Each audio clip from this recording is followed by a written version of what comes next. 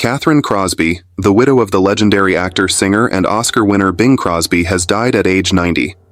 Kathryn racked up an impressive acting resume of her own, including star-making turns in Anatomy of a Murder, Operation Madball, and The Seventh Voyage of Sinbad, before marrying Crosby in 1957.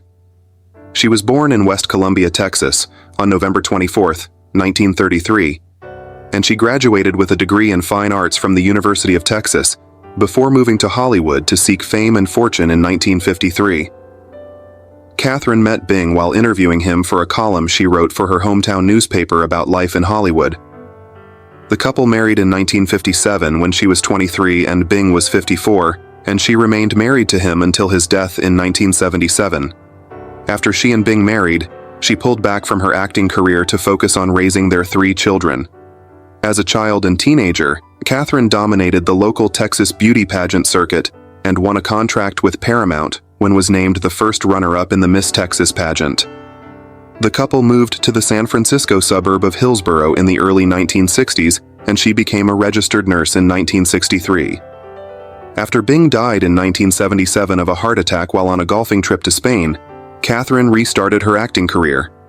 Kathryn became the caretaker of her husband's legacy, especially after 2 books were published, one written by his son Gary from his first marriage, depicting him as an abusive tyrant.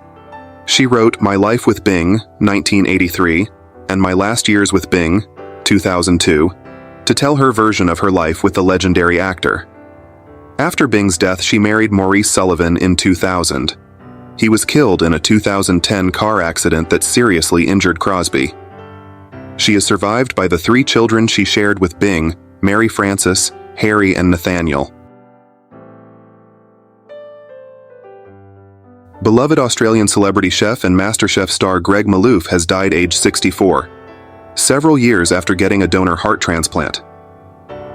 The iconic culinary expert was born in Melbourne to Lebanese parents and developed a reputation as Australia's godfather of Middle Eastern cuisine due to his renowned Arabic dishes.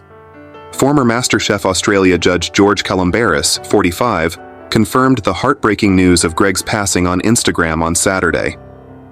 Alongside a beaming picture of Greg in his chef's outfit, George wrote a touching tribute to his longtime friend. Australian hummus king Tom Serafian also joined in the chorus, writing, "Greg was one of the most influential chefs Australia has ever seen. He put the misunderstood and too often underappreciated food of the Levant into the limelight." Greg was well known to lovers of Australian food for his frequent guest appearances on reality TV, including stints of MasterChef Australia and Food Safari. He was a Michelin star-rated chef who ran one of Melbourne's most popular Middle Eastern restaurants for years, which frequently had A-list stars visit. The renowned expert was frequently publicly recognized for his work in the kitchen, winning the Age Good Food Guide Chef's Hat Awards 4 times from 1991 to 2010. Greg also authored 8 cookbooks throughout his career, in which he shared the secrets to easily cooking delicious Levantine food in the kitchen. He is survived by his ex-wife and fellow culinary expert, Lucy Maloof. Singer-songwriter J.D. Souther has died at the age of 78. The Detroit-born musical artist, who wrote country rock songs for popular acts such as the Eagles and Linda Ronstadt, passed away at his New Mexico home, a rep for the Eagles told the Los Angeles Times. Souther's cause and date of death was not immediately clear. Souther, who penned Eagles staples such as 1976's New Kid in Town and 1979's Heartache Tonight, and Ronstadt's 1974 track Faithless Love, had been slated to begin touring next week in Phoenix. Souther, who had a hit of his own with 1979's You're Only Lonely, also had penned songs for artists such as the Dixie Chicks, James Taylor, Bonnie Raitt, and George Strait. Souther had also worked as an actor, appearing on shows such as Nashville and 30-something, as well as motion pictures such as Postcards from the Edge, Deadline, and My Girl 2.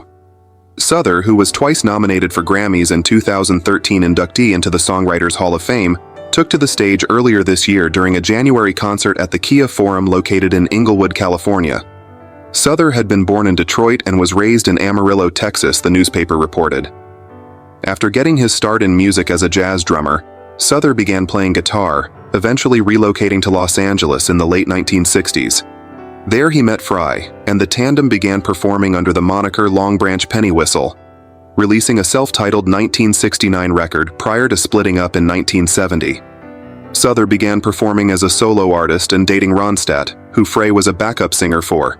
Ronstadt's band would add future Eagles members Henley, guitar player Bernie Leadon, and bassist Randy Meisner, with the Quarter breaking off and forming the group.